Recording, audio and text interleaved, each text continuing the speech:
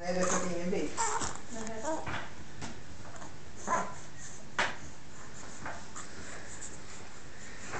To look at yours. Huh? Axel! Hey! I'm gonna send your dad one. Well, I can put it on YouTube and then we can get your grandma to look at it as well. Ja. Hej! Inte stoppa dig i fingrar med mun. Du ska inte stoppa köttbullar inne som Marcus.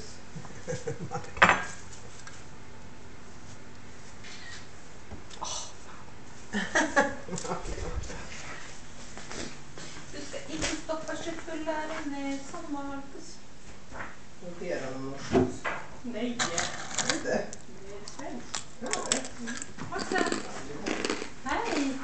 Hej. Hej. Det där var ju aldrig slut. Jag vet. Och ändå var det 1 liter då. Hej! Så bara för att det skulle räcka tänkte man. Lirita! Det var så mycket plats i Smila frysen. lite. Det också.